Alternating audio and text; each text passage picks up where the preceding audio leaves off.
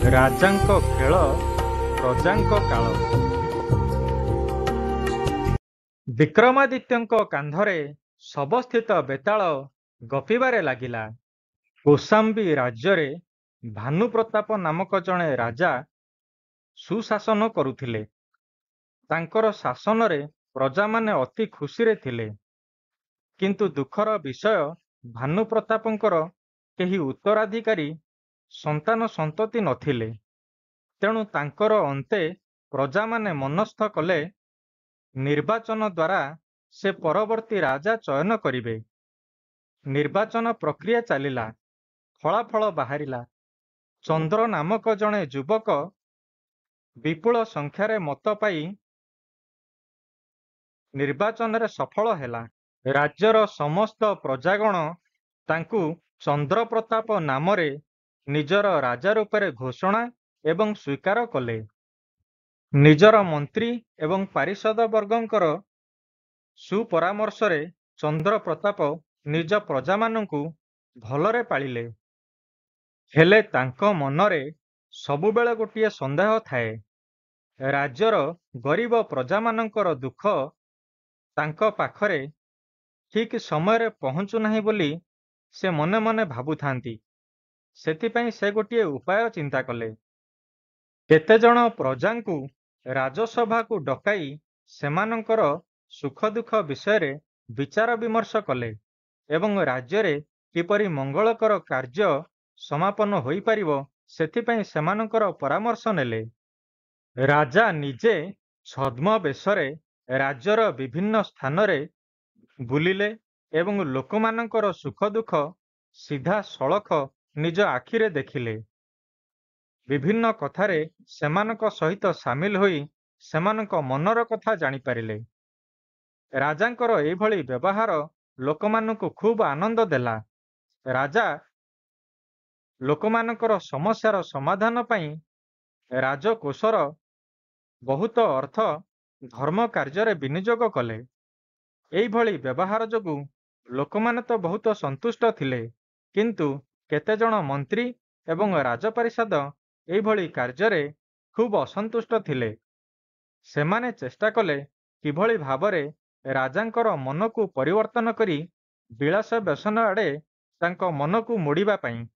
କିନ୍ତୁ ରାଜାଙ୍କର ବୁଦ୍ଧି ଏବଂ ମନ ବହୁତ ଦୃଢ଼ ଥାଏ। ତେଣୁ ସେମାନେ ଗୋଟିଏ ଉପାୟ ଚିନ୍ତା କରି ରାଜାଙ୍କୁ କହିଲେ, ମହାରାଜ, ରାଜ୍ୟରେ ଅନେକ ଗୁଡ଼ିଏ ଧନୀ ଲୋକ ଅଛନ୍ତି। ସେମାନେ ବିଭିନ୍ନ ଉପାୟରେ ନିଜର ଧନରତ୍ନ ଖର୍ଚ୍ଚ କରୁଛନ୍ତି। ଆମ ରାଜକୋଷରେ ଥିବା ଅଭାବ ସେମାନଙ୍କ ଧନରତ୍ନ ଦ୍ୱାରା ପୂରଣ ହୋଇପାରିବ। ସେଥିପାଇଁ ଆପଣ ରାଜ୍ୟରେ କର ବସାଇ ପାରିବେ। ସେହି ପଇସାକୁ ଆଣି ନିଶ୍ଚିନ୍ତ ଭାବରେ ଜନମଙ୍ଗଳକର କାର୍ଯ୍ୟରେ ବିନିଯୋଗ କରାଯାଇପାରିବ। ରାଜାଙ୍କୁ ଏହି ଉପାୟଟି ଖୁବ୍ ଭଲ ଲାଗିଲା। ସେ ନିଜର ଚିନ୍ତାଧାରା ଦ୍ୱାରା ପ୍ରତ୍ୟେକ ଧନୀ ବ୍ୟକ୍ତିଙ୍କୁ ଚିହ୍ନିବା ପାଇଁ ଛଦ୍ମବେଶରେ ବିଭିନ୍ନ ଜାଗା ବୁଲିଲେ। ଗୋଟିଏ ବର୍ଷ ଧରି ରାଜା ବିଭିନ୍ନ ଜାଗାରେ ଲୋକମାନଙ୍କର ଅବସ୍ଥାକୁ ଅନୁଧ୍ୟାନ କଲେ। ଗୋଟିଏ ଦିନ ରାଜ୍ୟରେ ହୋଲି ଉତ୍ସବ ଚାଲିଥିଲା। ପ୍ରଜାମାନେ ଅଧିକ ଦାମ ଦେଇ ବିଭିନ୍ନ ପ୍ରକାରର ରଙ୍ଗ କିଣି ପରସ୍ପର ଭିତରେ ବୋଳାବୋଳି ହେଉଥିଲେ। ଅନେକ ରଙ୍ଗ ନଷ୍ଟ ମଧ୍ୟ ହେଉଥିଲା। ରାଜା ଜାଣିଲେ ଯେ ସେମାନଙ୍କର ଏଇଭଳି କ୍ଷମତା ଅଛି ଯେ ସେମାନେ ଅଧିକ ଟଙ୍କା ଦେଇ ରଙ୍ଗ କିଣୁଛନ୍ତି ଏବଂ ତାକୁ ନଷ୍ଟ ମଧ୍ୟ କରୁଛନ୍ତି। ରାଜା ଭାବିଲେ, ନିଶ୍ଚିନ୍ତ ଭାବରେ ଏମାନେ ରାଜ୍ୟର ଧନୀ ଲୋକ ହେଇଥିବେ।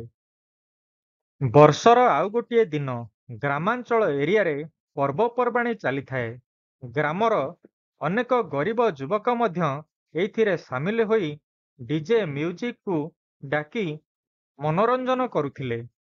ରାଜା ଏହି ସିଦ୍ଧାନ୍ତରେ ଉପନୀତ ହେଲେ ଯେ ସେମାନେ ଗରିବ ସତ, କିନ୍ତୁ ଅଧିକ ଅର୍ଥ ଦେଇ ଏଇଭଳି ମ୍ୟୁଜିକ ବଜେଇବା ଏହା ସୂଚାଉଛି ଯେ ସେମାନଙ୍କ ପାଖରେ ନିଶ୍ଚିନ୍ତ ଭାବରେ ଧନରତ୍ନର ଅଭାବ ନାହିଁ। ଆଉ କିଛି ଦିନ ପରେ ଦିନେ ରାତିରେ ରାଜା ଗୋଟିଏ ମଫସଲ ଏରିଆକୁ ଯାଇଥିଲେ। ଗୋଟିଏ ଘରୁ କିଛି କୋଳାହଳ ଶୁଭିଲା। ବେଶ ବଦଳାଇ ରାଜା ଯାଇଥାନ୍ତି, ତେଣୁ ତାଙ୍କୁ କେହି ଚିହ୍ନି ପାରିଲେ ନାହିଁ। ରାଜା ଦେଖିଲେ ଯେ ଗୋଟିଏ ଗରିବ ଘରୁ ଯେଉଁ ପାଟି ଶୁଭୁଛି, ସେ ଗରିବ ପୁଅର ଜନ୍ମଦିନ ପାଳନ ହେଉଛି। ସୁନ୍ଦର ଆକର୍ଷଣୀୟ କେକଟିଏ ଡେସ୍କ ଉପରେ ଥୁଆ ହେଇଛି। ପିଲାଟି ତାକୁ କାଟି ନିଜର ଜନ୍ମଦିନ ପାଳୁଛି। ରାଜାଙ୍କର ମନେ ପଡ଼ିଗଲା, ଏଇଭଳି ଦାମିକା କେକ୍ ସେ ରାଜପ୍ରାସାଦରେ ଖାଆନ୍ତି। ଯେହେତୁ ଗରିବ ଘରେ ପିଲାଟି ଏଇଭଳି କେକ୍ କାଟୁଛି, ରାଜା ଭାବିଲେ ନିଶ୍ଚିନ୍ତ ଭାବରେ ତା ପାଖରେ ଯଥେଷ୍ଟ ସମ୍ପତ୍ତି ଅଛି। ଦୀପାବଳି ସମୟ। ରାଜା ରାଜ୍ୟ ଭ୍ରମଣରେ ବାହାରିଥାନ୍ତି। ଦୀପ ଜାଳିବା ସହିତ ଲୋକମାନେ ବେପରବା ଭାବରେ ଅଧିକ ଟଙ୍କା ଖର୍ଚ୍ଚ କରି ବାଣ କିଣି ସେଥିରେ ନିଆଁ ଚେଙ୍ଗି ତାକୁ ଫୁଟଉଛନ୍ତି। ଆନନ୍ଦ ଉଲ୍ଲାସରେ ମାତିଛନ୍ତି। ରାଜା ଏସବୁ ଦେଖି ଚିନ୍ତା କଲେ, ଲୋକମାନଙ୍କର ପଇସାର ଅଭାବ ନାହିଁ, ନହେଲେ ଏଭଳି ବେକାର ଖର୍ଚ୍ଚ ସେ କାହିଁକି କରନ୍ତେ। ଏଇଭଳି ଆଉ କେତେଗୁଡ଼ିଏ ଘଟଣା ରାଜା ନିଜ ରାଜ୍ୟରେ ଦେଖିବାକୁ ପାଇଲେ। ଦିନକୁ ଦିନ ଲୋକମାନେ ଯେଉଁ ବିଭାଘର ବା ବ୍ରତଘର ହେଉଛି, ସେଇଥିରେ ନିଜର ଆୟ ଠାରୁ ଅଧିକ ବ୍ୟୟ କରୁଛନ୍ତି। ଲକ୍ଷାଧିକ ଟଙ୍କା ଖର୍ଚ୍ଚ କରି ବିଭିନ୍ନ ପ୍ରକାର ସାଜସଜ୍ଜା ହେଉଛି, ଭୋଜିଭାତ ହେଉଛି। ରାଜା ଅନୁଧ୍ୟାନ କଲେ ଯେ ରାଜ୍ୟରେ ଅଧିକାଂଶ ପ୍ରଜା ନିଜର କୌଳିକ ବୃତ୍ତିକୁ ଛାଡୁଛନ୍ତି। କୃଷକମାନେ କୃଷିକର୍ମ ଛାଡ଼ି ନିଜର ବ୍ୟବସାୟ ବାଣିଜ୍ୟ ଛାଡ଼ି ସେମାନେ ସରକାରୀ ଚାକିରି ପ୍ରତି ଅଧିକ ଆକୃଷ୍ଟ ହେଉଛନ୍ତି। ନିଜ ଧନ୍ଦା ବା ନିଜ ଜୀବିକାର ମାଲିକ ହେବାକୁ ସେମାନେ ପସନ୍ଦ ନ କରି ରାଜାଙ୍କର ଚାକର ହୋଇ ରହିବା ପାଇଁ ସେମାନେ ଚାହୁଁଛନ୍ତି। ରାଜା ପ୍ରଜାମାନଙ୍କର ଏତାଦୃଶ ମନୋଭାବ, କାର୍ଯ୍ୟପ୍ରଣାଳୀ, ଆର୍ଥିକ ଅବସ୍ଥା ଏବଂ ଅର୍ଥବ୍ୟୟ ଏସବୁକୁ ଦେଖି ଅନେକ କଥା ମନରେ ଭାବିଥିଲେ। ତାଙ୍କର ସେତେବେଳକୁ ରାଜକୋଷକୁ ବଢ଼ାଇବା ପାଇଁ ଅଧିକ ଇଚ୍ଛା ଜାଗ୍ରତ ହୋଇସାରିଥାଏ। ରାଜପ୍ରାସାଦରେ ମିଳୁଥିବା ବିଳାସ ବ୍ୟାସନର ସୁବିଧା ଉଠାଇବା ପାଇଁ ରାଜା ସବୁବେଳେ ଚିନ୍ତା କରୁଥିଲେ। ତାଙ୍କର ମନୋଭାବରେ ଧୀରେ ଧୀରେ ପରିବର୍ତ୍ତନ ଆସିଯାଇଥିଲା। ରାଜକୀୟ ସୁଖ ଭୋଗ କରିବା ପାଇଁ ସେ ଲାଳାୟିତ ହୋଇ ଉଠିଲେ। ତେଣୁ ପ୍ରଜାମାନଙ୍କ ଠାରୁ ଏହି ଅର୍ଥ କିଭଳି ସେ ରାଜକୋଷକୁ ନେବେ, ସେ ବିଷୟରେ ଚିନ୍ତା କରିବାକୁ ଲାଗିଲେ। ସିଧାସଳଖ କର ନ ବସାଇ କେଉଁ ଉପାୟରେ ପ୍ରଜାମାନଙ୍କର ଅର୍ଥ ସେ ଲୁଟିବେ, ସେ କଥା ସବୁବେଳେ ତାଙ୍କ ମନକୁ ଆସିଲା। ରାଜ୍ୟରେ ସୁନା ଏବଂ ସୁନା ତିଆରି ଗହଣା ଗାଣ୍ଠିର ଦରଦାମ ବୃଦ୍ଧି କରିବା ପାଇଁ ରାଜା ଘୋଷଣା କଲେ। ମନେ ମନେ ଭାବିଥିଲେ ଯେ ଲୋକମାନେ ଏସବୁ କିଣିପାରିବେ ନାହିଁ। ଧୀରେ ଧୀରେ ଦରଦାମ ବଢ଼ିଲା, କିନ୍ତୁ ଆଶ୍ଚର୍ଯ୍ୟର କଥା, ଲୋକ ଅଧିକରୁ ଅଧିକ କିଣିବାକୁ ଲାଗିଲେ। କଥା ହେବା ପାଇଁ ଏବଂ ରାଜ୍ୟରେ ଇଣ୍ଟରନେଟ୍ ବ୍ୟବହାର କରିବା ପାଇଁ ଯେଉଁ ମୋବାଇଲ ରିଚାର୍ଜ କରିବାକୁ ପଡୁଥିଲା, ତାହାର ଦାମ ମଧ୍ୟ ବୃଦ୍ଧି କରାଗଲା। ରାଜା ପୁଣି ଦେଖିବାକୁ ପାଇଲେ ଯେ ଲୋକମାନେ ଏସବୁ ଜିନିଷରେ ଏତେ ଅଭ୍ୟସ୍ତ ଯେ ଅଧିକ ରିଚାର୍ଜ କରିବାକୁ ସେମାନେ ପଛାଉ ନାହାନ୍ତି। ଧୀରେ ଧୀରେ ରାଜକୋଷ ବଢ଼ିବାରେ ଲାଗିଲା ଏବଂ ରାଜା ଅଳସୁଆ ହେବାରେ ଲାଗିଲେ। ଆଉ ସେ ପ୍ରଜାମାନଙ୍କ ପାଖକୁ ଛଦ୍ମବେଶରେ ଯାଇ ସେମାନଙ୍କ ବିଷୟରେ ତଥ୍ୟ ସଂଗ୍ରହ ପାଇଁ ମନ ବଳାଇଲେ ନାହିଁ। ତେଣୁ କେହି ଯଦି କୌଣସି ଜିନିଷର ପ୍ରତିବାଦ କରୁଛି, ସେହି ଖବର ରାଜାଙ୍କ ପାଖରେ ପହଞ୍ଚି ପାରିଲା ନାହିଁ। ଦୈନନ୍ଦିନ ବ୍ୟବହାର୍ଯ୍ୟ ଇନ୍ଧନ ଗ୍ୟାସ ସିଲିଣ୍ଡରର ମୂଲ୍ୟ ମଧ୍ୟ ବଢ଼ିଲା। ତଥାପି ଲୋକ କିଣିଲେ ଏବଂ ବ୍ୟବହାର କଲେ। ରାଜା ପରିଲକ୍ଷ୍ୟ କଲେ ଯେ ଦେଶରେ କୌଣସି ନାଗରିକ ନିଜ ଗୋଡ଼ରେ ନିଜେ ଠିଆ ହୋଇ କୌଣସି ଉତ୍ପାଦନ କରିବା ପାଇଁ ଇଚ୍ଛା କରୁନାହାନ୍ତି।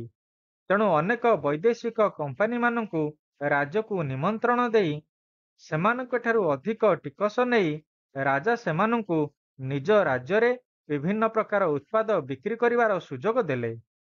ଗାଡ଼ି କମ୍ପାନୀ ଏବଂ ପେଟ୍ରୋଲ କମ୍ପାନୀ ଏହି ଦୁଇ ଜଣଙ୍କୁ ରାଜା ଡକାଇ କହିଲେ, ଗାଡ଼ିର ଦାମ ଏବଂ ପେଟ୍ରୋଲର ଦାମ ବଢ଼ାଇ ଦିଅ।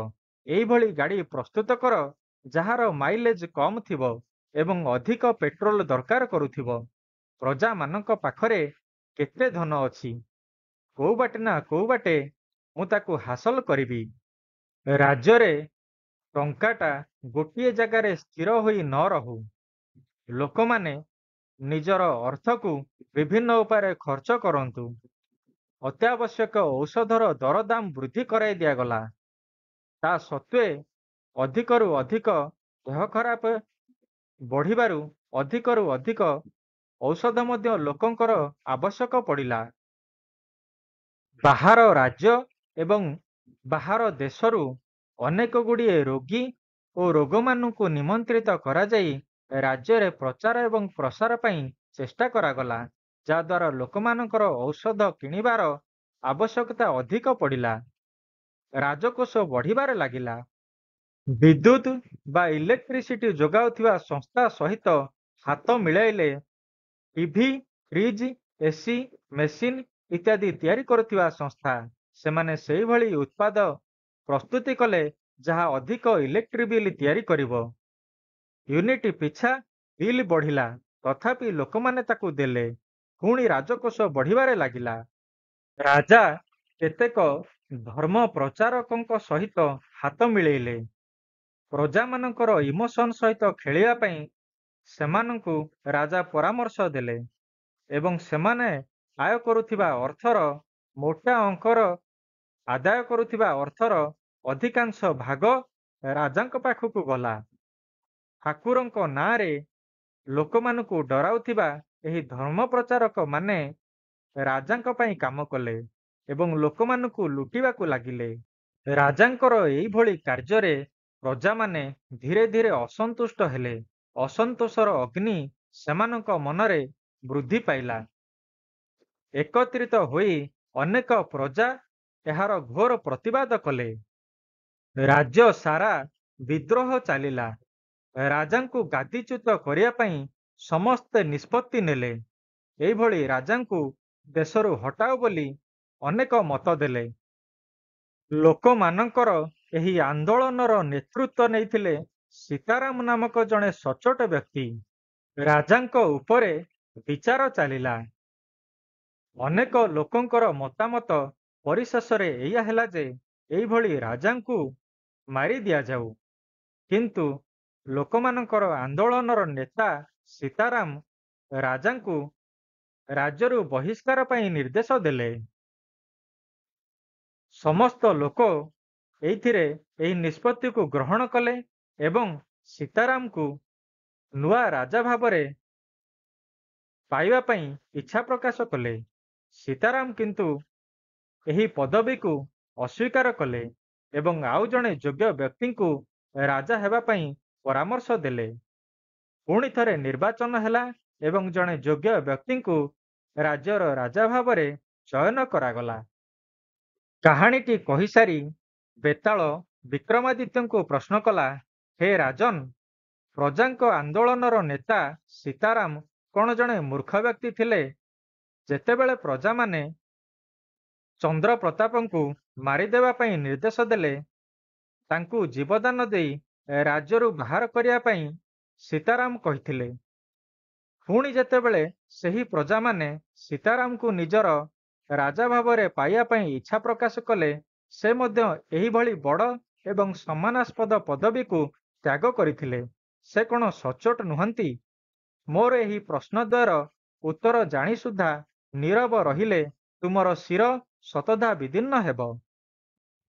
ତିଳେ ହେଲେ ବିଳମ୍ବ ନ କରି ବିକ୍ରମାର୍କ ଉତ୍ତର ଦେଲେ, ବେତାଳ, ସୀତାରାମ ପ୍ରଜା ଆନ୍ଦୋଳନର ନେତା ଥିଲେ, ଜଣେ ସଚ୍ଚୋଟ ଏବଂ ବୁଦ୍ଧିମାନ ବ୍ୟକ୍ତି ଥିଲେ। ଯେତେବେଳେ ପ୍ରଜାମାନେ ପରାମର୍ଶ ଦେଲେ ଏଇଭଳି ରାଜାଙ୍କୁ ହତ୍ୟା କରିବା ପାଇଁ, ସେତେବେଳେ ସେ ଚିନ୍ତା କରିଥିଲେ ଯେ ଏହି ରାଜାଙ୍କୁ ସେମାନେ ହିଁ ରାଜ୍ୟର ପ୍ରଜାମାନେ ହିଁ ନିର୍ବାଚନ ଦ୍ୱାରା ନିଜର ରାଜା ରୂପେ ଘୋଷଣା ଏବଂ ସ୍ୱୀକାର କରିଥିଲେ। ତେଣୁ ରାଜାଙ୍କର ଯେତିକି ଦୋଷ, ପ୍ରଜାମାନଙ୍କର ମଧ୍ୟ ସେତିକି ଦୋଷ। ଯେତେବେଳେ ରାଜା ବିଭିନ୍ନ ପ୍ରକାର ଛୋଟ ମୋଟ ଅନ୍ୟାୟ କଲେ, ପ୍ରତ୍ୟେକ ଜିନିଷର ଦରଦାମ ଧୀରେ ଧୀରେ ବଢ଼ାଇଲେ, ସେତେବେଳେ ଲୋକମାନେ ସେହି ପରିସ୍ଥିତିର ପ୍ରତିବାଦ କଲେ ନାହିଁ, ବରଂ ସେହି ଦ୍ରବ୍ୟକୁ ବାରମ୍ବାର କିଣିବାକୁ ଲାଗିଲେ। ଜଣେ ରାଜାଙ୍କୁ ହତ୍ୟା କରିଦେଲେ ଏହି ସମସ୍ୟାର ସମାଧାନ ହେବ ନାହିଁ। ଲୋକମାନଙ୍କ ମନରେ ପରିବର୍ତ୍ତନ ହେବା ଆବଶ୍ୟକ। ସେମାନେ ଭବିଷ୍ୟତରେ ଏଇଭଳି ରାଜା ସୃଷ୍ଟି ନହେବେ ସେଥିପାଇଁ ସତର୍କ ରହିବେ। ତେଣୁକରି ରାଜାଙ୍କୁ ରାଜ୍ୟରୁ ବହିଷ୍କାର କରିବା ପାଇଁ ସୀତାରାମ ନିର୍ଦ୍ଦେଶ ଦେଇଥିଲେ।